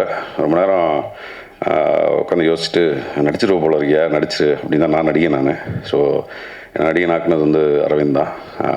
இப்படி தான் இந்த படம் டேக் ஆஃப் ஆச்சு. இதில் நான் பர்சனலாக வந்து இந்த படம் பல கஷ்டங்கள் தாண்டி வந்துச்சு. நான் நிறைய பேருக்கு தேங்க் பண்ணோம். அதில் ஃபஸ்ட்டு இந்த படம் உருவானதுக்கு மிகப்பெரிய ஒரு காரணம் வந்து டிஐஜி ரவி சார், கோஸ்ட் கார்டோட டிஐஜியாக இருக்கார். அவர் எங்களுக்கு ஒரு மிகப்பெரிய சப்போர்ட். தீபக் ராஜு அவரும் எங்களுக்கு மிகப்பெரிய சப்போர்ட். அதை தாண்டி நிறைய நண்பர்கள், இவங்க எல்லாத்துக்குமே தான் இந்த நிறைய பேர் மறந்துருப்பேன், எனக்கு ஃப்ளோவில் வரல. இவங்க எல்லாருமே தான் ஒரு மிகப்பெரிய சப்போர்ட் இந்த படம் உருவானதுக்கு. அப்புறம் வந்து படம் ஒரு கட்டத்தில் நான் பாண்டி குமரன் எனக்கு வந்து ஒரு பெரிய தேங்க்ஸ் சொல்லிக்கிறேங்க ஒன்று. ஏன்னா ஒரு 2 லட்ச ரூபா எடுத்துகிட்டு ஷூட்டிங் போயிட்டோம் 19 நாள் ஷெடியூலுக்கு. காசு இல்லை. அங்கே போயிட்டு ஆனால் ஓரமாக வானேன்னு கூப்பிட்டு போயிட்டு ஆனால் மன்னிச்சு 2 லட்ச ரூபா தான் எடுத்துகிட்டு வந்திருக்கோம், எப்படியா அந்த படத்தை முடிச்சு கொடுத்துருங்க அப்படின்னு. கடைசியில் அவர் தான் முடிச்சு கொடுத்தாரு. செக்லீஃப்லாம் வாங்கி வச்சுக்கிட்டாரு. அது கொடுத்தாரா இல்லையான்னு தெரியல. ஒரு நம்பிக்கை இருக்காதுல்ல.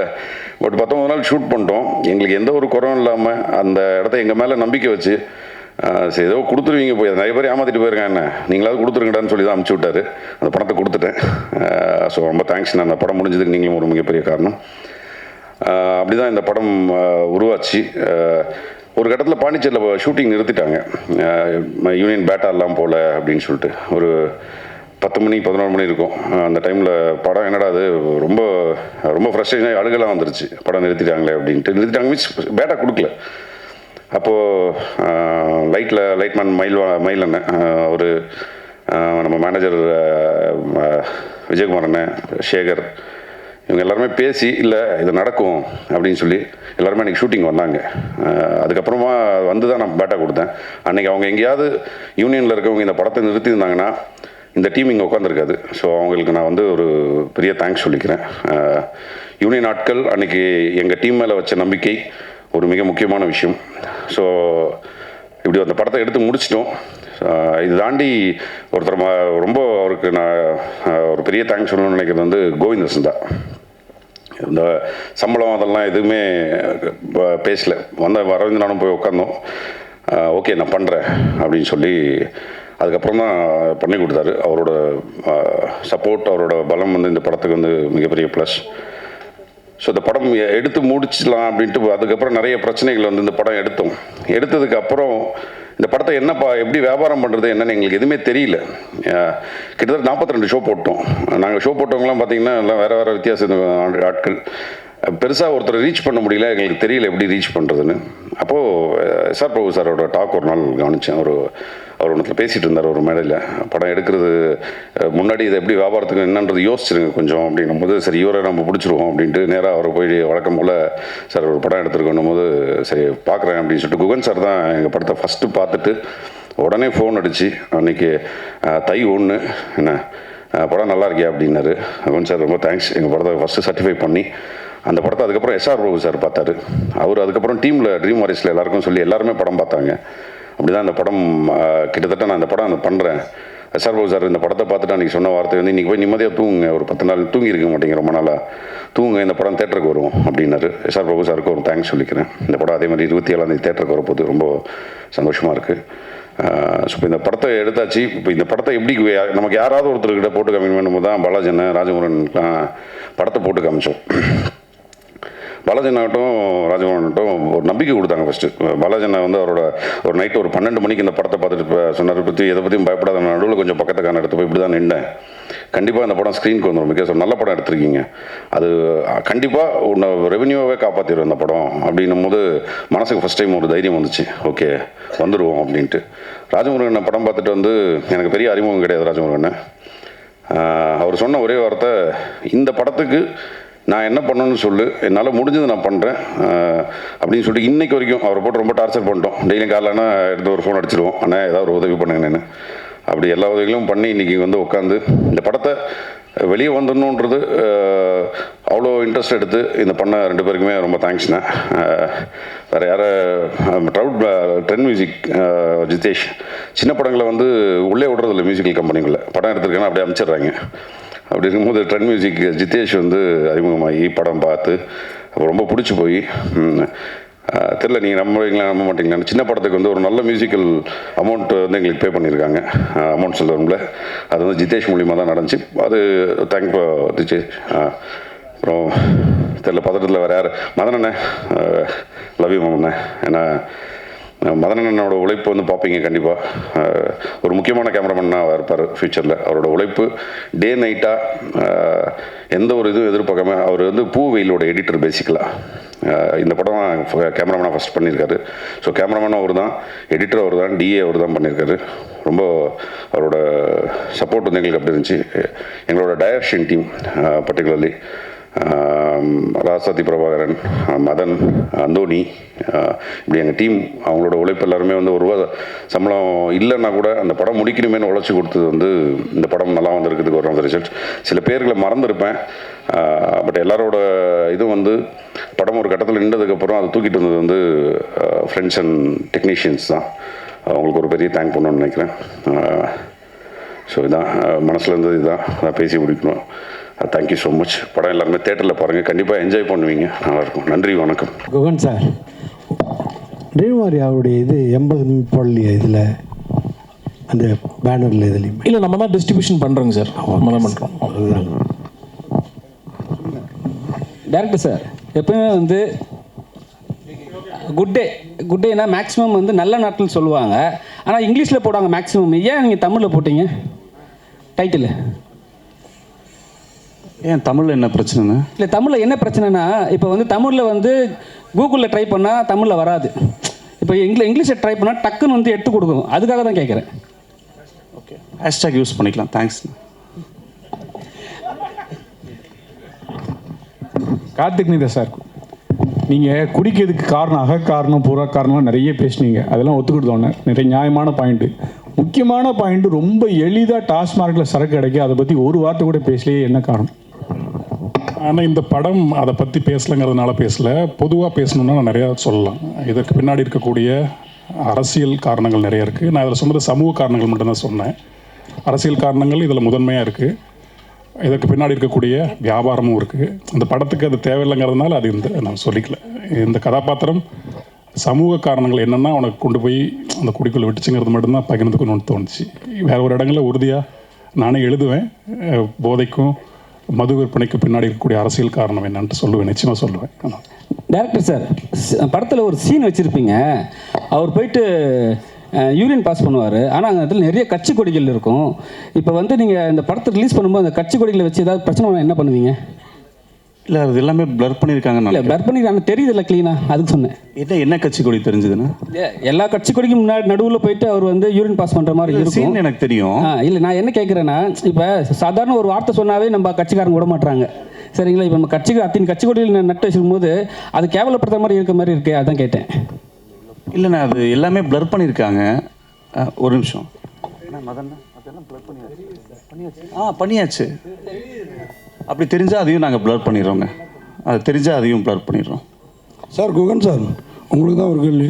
படத்தில் எல்லாரும் புதுமுகம் நீங்கள் இப்போ தான் போஸ்டர் பார்க்குறேன். காளி வெங்கட், பக்ஸு, எல்லாரோடையும் விஜய் முருகன் அவர் இருக்கார், அந்த அம்மா மைனா, ஏன் அப்புறம் புதுமுகன்னு சொல்கிறீங்க? சார், டீம் டைரக்ஷன் டீம் பார்த்தீங்கன்னா புதுசு. இப்போ நீங்கள் டிஓபி வந்து அவர் மதன் வந்து ஃபஸ்ட் ஃபிலிம் கொண்டு வராரு. இப்போ டைரக்டருக்கு புதுசு, ஆக்டருக்கு புதுசு.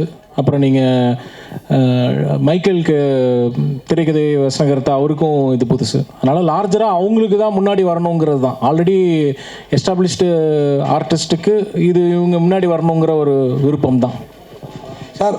அப்புறம் நீங்கள் பேசுகிறப்ப பார்த்தா நம்ம தனஞ்சயன் சார், அப்புறம் நம்ம சக்தி ஃபிலிம் ஃபேக்ட்ரி இந்த ஸ்டைலில் இருக்குது. அடுத்து திரையுலகத்தை ஆள நினைக்கிறீங்களா? ஏன்னா குகன் சார், ஏன்னா நீங்கள் முன்னாடிலாம் முகத்தையே காட்ட மாட்டீங்க, எஸ்ஆர் பிரபு சார் இருந்தாலும் இப்போ கொஞ்ச நாளாக மேடைக்கு வர்றீங்க, பேசுகிறீங்க, நல்லாவும் பேசுகிறீங்க. சினிமாவை ஏதாவது வாழ வைக்கிற பிளான்? சார், நன்றி சார், உங்கள் ஆதரவுக்கு பிளெஸிங்ஸ்க்கு நன்றி. Thank you. Direct sir, good day sir, இந்த நேம் வந்து எல்லாருக்குமே தெரியும். காலையில் எழுந்தவொடனே குழந்தைங்க கூட பிஸ்கெட் குட் டே ப்ரொமோஷனுக்காகவா, இல்லை அந்த கம்பெனி ஏதாவது காசு கொடுத்துருக்கா? எதுனா குட் டே கம்பெனி ப்ரொடியூசரை கேட்டிங்கன்னா ஆக்சுவலாக பதில் சுவாரஸ்யம் கூட சொல்லலாம். இல்லை, டேரக்டர் கேட்டிங்கன்னா அவர் சொல்லுவார், ஏன்னா குட் டே அவர் தான் வச்சார். 2 பேருக்கும் பல்க் அமௌண்ட் வந்திருக்காப்போ? இல்லை, அது இப்போது அந்த கார்த்திக் நேதா கிட்ட கொடுக்குறேன், ஏன்னா அவர் தான் இந்த குட் டே அவருக்கும் அமௌண்ட் வந்திருக்கா? இல்லை, படத்துக்கு நிறைய தலைப்புகள் பேசணும். மிச்சக்குடி, எச்சக்குடி, சொச்சக்குடின்னு வைக்கலாமா அப்படின்னு வச்சோம். இந்த குடியை சம்மந்தமாகவே நிறையா பேசி பார்த்து இந்த படத்துக்குள்ளே ஒரு தந்தை மகளுக்கான உறவு ரொம்ப ஸ்ட்ராங்காக இருக்குது. அதனால் குழந்தைங்களுக்கு பிடித்தமான ஏதாவது ஒரு தலைப்பு போகலான்னு ஒரு கட்டத்தில் போகும்போது நிறையா அது சம்மந்தமாக போய், சரி ஆங்கில தலைப்பாக இருந்தாலும் இந்த ஒரு படத்தில் நாங்களே மன்னிச்சிக்கிட்டு, சரி குட் டேன்னு வச்சா கொஞ்சம் குழந்தைங்களுக்கு ரீச் ஆகும் அப்படிங்கிறதுக்காக வச்சது. டேரக்ட் சார், இல்லை இன்றைக்கி குடியை பற்றி தான் சொல்லிகிட்டே இருக்கீங்க. குடியை தாண்டி எக்ஸ்ட்ரீமாக போயிட்டாங்க. இப்போ இருக்க ஜென்ரேஷன் எல்லாமே தள்ளாடிட்டு தான் இருக்குது. ஆனால் குடினால இல்லை. ஏன்னா எல்லாமே போதையில், கஞ்சா போதை அப்படின்னு அந்த அடுத்த கருத்து போயிட்டாங்க. இப்போது எல்லாருமே முக்கால்வாசி டாஸ்மாகே பெட்டர்ப்பா அப்படின்ற அளவுக்கு வர ஆரம்பிச்சிட்டாங்க. ஏன்னா குடித்தா நம்ம பாட்டு கவர்மெண்ட் படுத்துட போகிறான். ஆனால் இவங்க இப்போ இருக்க ஜென்ரேஷன் வர படங்களில் பார்த்தீங்கன்னா அதான் ஓவராக இருக்குது. நம்ம கண் முன்னாடியே தெரியுமே. நியூஸ் காலையில் இருந்தோடனே பார்த்துருப்பீங்களே, நிறைய தாலி அறுப்பு, நிறைய பேர் கொலை பண்ணுறது. ஏன் அதை இது பண்ணலை? ஏன் குடியே நம்ம வச்சுட்ருக்கணும்? இல்லை, என் கதை தாலி இருக்கிறது இல்லைண்ணா.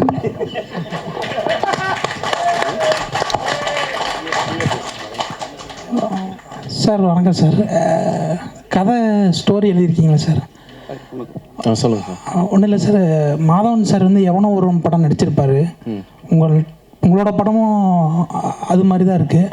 ஆனால் அவர் வந்து குடி இல்லாமல் சமுதாயத்தில் அவர் வந்து ஒரு ட்ரெயினில் ஓரமாக உட்கார முடியாமல் ஃபேமிலியில் வர பிரச்சனைகளை சந்திச்சுட்டு சொசைட்டியில் ஒரு கூல்ட்ரிங்க்ஸ்க்கு எக்ஸ்ட்ரா ஒரு 2 rupees வாங்குறது, அதனால் ரொம்ப மன உளைச்சலுக்கு ஆளாகி இந்த உலகமே எனக்கு தேவையில்லை அப்படிங்கிற மாதிரி ஒரு எக்ஸ்ட்ரீமுக்கு போவார்.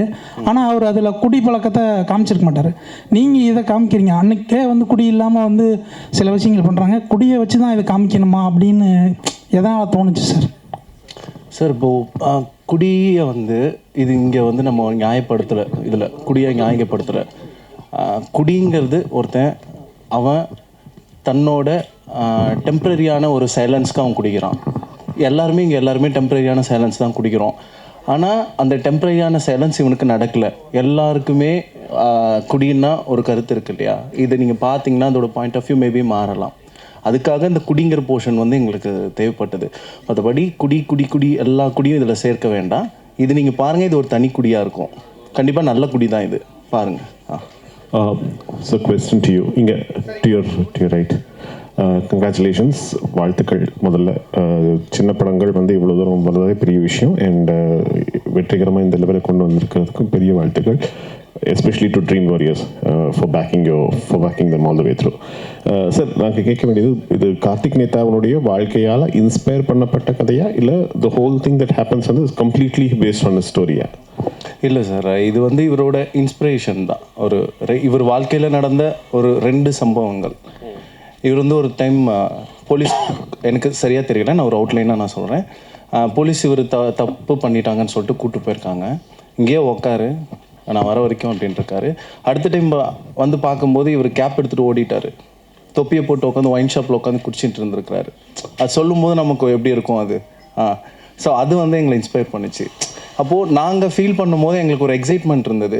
இவர் பார்க்கும்போதெல்லாம் லிட்ரலி பயம்தான் ஒரு மாதிரி. ஆனால் இவர்கிட்ட உட்காந்து பேசினோம்னா, நான் அப்படி பண்ணியிருக்கேன், எப்படி ஓப்பனாக அடிக்கிறாரு, எப்படி அடிக்கிறாருன்னு தெரில. நான்லாம் ரொம்ப நல்லவனாட்டு நடிப்பேன்.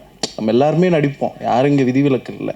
நான் இவர் ஓப்பன் ஸ்டேட்மெண்ட்டாக சொல்கிறாரு. அது நமக்கு ஒரு எக்ஸைட்மெண்ட் கொடுக்குது இல்லையா? இந்த எக்ஸைட்மெண்ட் முடிஞ்ச அளவுக்கு ஆடியன்ஸ்கிட்ட கொடுக்கலான்ட்டு. சிலது வந்து சொல்ல முடியாதுங்க, சிலது வந்து குடும்ப ஆடியன்ஸ் எல்லாம் வருவாங்க, அவங்க சொல்ல முடியாது. ஸோ இதை மையப்படுத்தி இவன் இப்படி இருக்கான்னா இவனோட பேக் ஸ்டோரி எப்படி இருக்கும், அதுக்கப்புறம் என்ன நடக்கும். அப்புறம் சினிமாக்கான சில இலக்கணங்கள் இருக்குது, அதை மக்கள் கொஞ்சம் பழகியிருக்காங்க. அது இப்போ தான் மாறிட்டு வருது. மாற்றமும் வேணும், அந்த டெம்ப்ளேட்டும் இருக்கணும், அது எங்கேஜாகவும் இருக்கணும் அப்படின்ட்டு இவருடைய அந்த ஒரு வரியை எடுத்து தான் நம்ம வந்து பல வரிகள் சேர்த்து இந்த கதையாக வந்திருக்கு. Sir, hero sir Prithviraj sir, sorry sir, உங்களுக்கு கேள்வி. ஒரு சீனில் வந்துட்டு சமந்தாவுக்கும் த்ரிஷாவுக்கும் முத்தம் கொடுக்குறீங்க. அவங்கக்கிட்ட பெர்மிஷன் கேட்டிங்களா, இல்லை இப்போ அவங்க வந்து எதிர்ப்பு தெரிவித்தால் அந்த காட்சியை நீக்கிடுவீங்களா? இல்லை சார், நான் 2 பேரையும் கல்யாணம் பண்ணிக்கலாம்னு ஆசைப்பட்டிருக்கேன் ஃபஸ்ட்டு. அந்த ஒரு சின்ன ஏக்கம் இருக்குது. பட் பர்மிஷன் கேட்கல சார். இதுக்கப்புறம் நேரில் எங்கேயாவது மீட் பண்ணுற இது கிடச்சதுன்னா பர்மிஷன் கேட்டேன். இல்லை, அவங்க ரசிகர்கள் எதிர்ப்பு தெரிவிக்க மாட்டாங்களா? கண்டிப்பாக தெரிவிக்க மாட்டாங்க சார். ஏன்னா என் வீட்டு பக்கத்தில் ஒருத்தன் டெய்லியும் வந்து இன்னுமே எல்லா ஏரியாவுக்கும் கிஸ் பண்ணிட்டு போயிட்டுருப்பாங்க. ஹீரோ சார், இது கார்த்திக் நேசா சார் வந்து நிறைய சீன் சொன்னார். அவருடைய வாழ்க்கையிலேருந்து நிறைய வந்து ஸ்கிரிப்ட் சொன்னார்னு.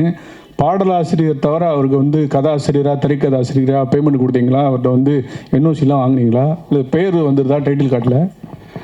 நல்ல பர்மிஷன், அவரே பேமெண்ட் கேட்கல, ஞாபகப்படுத்தி விட்டீங்க. பட் பரவாயில்ல. இந்த படத்தில் அடிஷ்னல் டைலாக்கும் அவர் பண்ணியிருக்காரு ஃபஸ்ட் டைமாக. அதை தாண்டி நண்பர், நல்ல மனிதர், எங்களுக்கு பேமெண்ட் வாங்கலைன்றதுக்காக இதெல்லாம் சொல்ல. உண்மையாகவே கார்த்தி வந்து அவ்வளோ ஒரு இந்த படத்துக்கு நிறைய உழைச்சி கொடுத்துருக்காரு.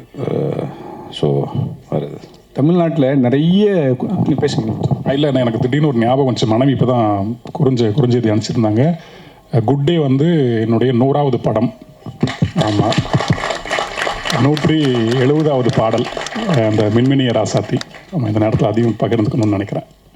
வாழ்த்து அடித்த படம் குட் டே தான் இனிமேல். ஆமாம், ஓகே சார், வாழ்த்துக்கள் சார். நீங்கள் தமிழ்நாட்டில் இந்த குடியை பற்றி பேசியிருக்கீங்க. நிறைய இந்த குடிக்கிறாங்க, மது பிரியர்கள் சொல்லுவாங்க. அவங்களோட மெயின் பிரச்சனை வந்து இந்த பாட்டிலுக்கு 10 ரூபா வாங்குறது அப்படி தான். அந்த மாதிரி சீன் படத்தில் இடம் பெறுதா? இல்லை சார், அந்த மாதிரி சீன்ஸ்லாம் எதுவும் இல்லை சார். இது நீங்கள் வழக்கமாக குடிகாரம் படம்னே யோசிக்காதீங்க. இது ஒரு பாட்டு, அவனுக்குள்ளே இருக்கிற பெயின்ஸ் பேசுகிற படம் தான் இது.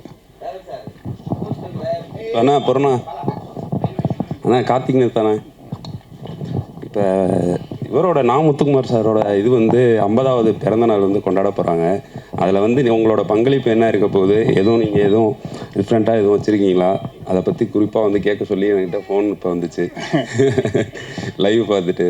நான் அண்ணனோட நிகழ்வு எங்கே இருந்தாலும் யார் கூப்பிட்டாலும் கூப்பிடலனாலும் நான் போய் அங்கே தலை காட்டிட்டு வந்துடுவேன். அது என்னுடைய தம்பியாக ஒரு கடமை.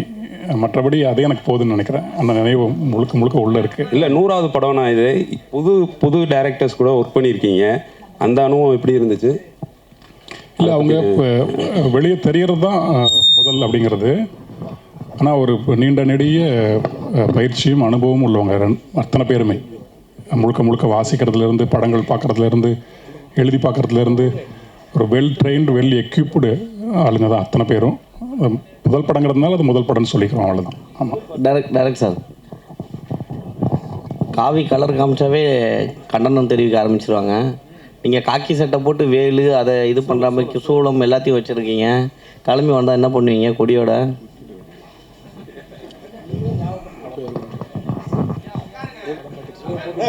சொன்னால் கேட்க மாட்டீங்க. இல்லைண்ணா, நீங்கள் சொல்கிற பிரச்சனை எதுவும் இல்லைன்னு நினைக்கிறேன் படத்தில். சார் இந்த இப்போ ஒரு கேள்வி முன்னாடி கேட்டார்ல, குட் டே இதுக்கப்புறம் ப்ரொமோஷன் உங்களோட வந்து ஸ்பான்சருக்கு வந்தாங்கன்னா ஏற்றுப்பீங்களா? ஏன்னா பெரிய கம்பெனி அதுவும்.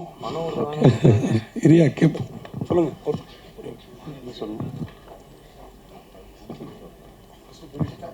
எனக்கு இதுக்கு பதில் தெரியல சார். இல்லை good day Britannia company G, அவங்க ஒருவேளை ஸ்பான்சர் பண்ணுறேன் அப்படின்றது எனக்கு தெரியும்.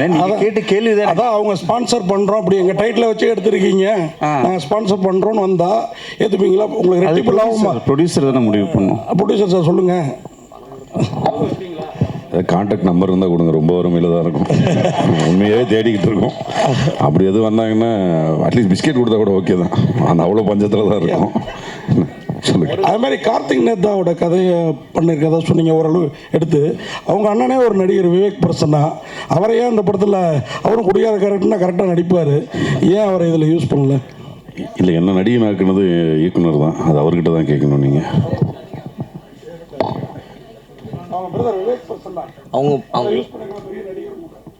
ஆமாம். இல்லை, நாங்கள் அவரை அப்ரோச் பண்ணல sir. Art director sir Vijayamurugan sir, ரொம்ப நாள் கழிச்சு வந்திருக்கீங்க. நடுவில் காணோம். ஏன்னா உங்களை கோலிஸோடலாம் உங்களை விரும்பி அந்த அட்ராக்டிவான ஃபேஸ் லாஸ்ட்டாக விமல் சார் படத்தில் வந்தீங்க. ஆமாம். பட் ஆனால் அந்த மாதிரியான ஒரு நடுவில் வக்கீலாக கூட ஒரு படம் இது பண்ணியிருந்தீங்க, பேச்சுலர். ஆனால் ஏன் படங்கள் நிறைய பண்ணுறது இல்லையா? இல்லை சூஸிங்காக பண்ணலாம் அப்படின்னு வெயிட் பண்ணீங்களா? இல்லை ஆர்ட் டைரக்ஷனில் அதிகமாக பிஸியாக இருக்கீங்களா? கரெக்டாக தான் நீங்களே சொல்லிட்டீங்க. ஆர்ட் டைரக்ஷன் போயிட்டு இருந்தாலே எனக்கு டைம் இருக்கும்போது பண்ணிக்கிறேன். ஸோ இதையும் மெயின்டைன் பண்ணி அதையும் மெயின்டைன் பண்ணுறீங்க. மெயின்டைன் பண்ணல, பண்ணிட்டு இருக்கேன். ஈஸியாக எப்படி இருக்கு? ஈஸி கிடையாது. சினிமா நிறைய பேர் ஈஸின்றாங்க, எனக்கு தெரியல. 30 வருஷமாக இருக்கேன், கஷ்டமாக தான் இருக்குது. சார் வாழ்த்துக்கள் சார். காட்சி சார், முதல் பாட்டு எந்த பாட்டு, என்ன படம், இது மாதிரி எந்த இசையமைப்பாளர்கிட்ட பணியாற்றிருக்கீங்க, யார்கிட்ட பணியாற்றல, அது மட்டும் கொஞ்சம் சொல்லுங்கள். ஆனால் முதல் படம் வந்து தொட்டி ஜெயாங்கண்ணா, 2005 தொட்டி ஜெயா. இந்த ஊர் எனக்கு ரொம்ப பிடிச்சிருக்குன்னு ஒரு பாட்டுனா. நிறைய பேரோட பெரும்பாலும் இன்னும் இளையராஜாவோட ஒர்க் பண்ணலன்னா, அது ஒரு இயக்கம் இருக்குது. அப்புறம் வித்யாசாகர் அவரோட ஒர்க் பண்ணணும். மற்றபடி எல்லாரோடையும் வேலை செஞ்சுட்டு தானே இருக்கேன். ஆமாம்.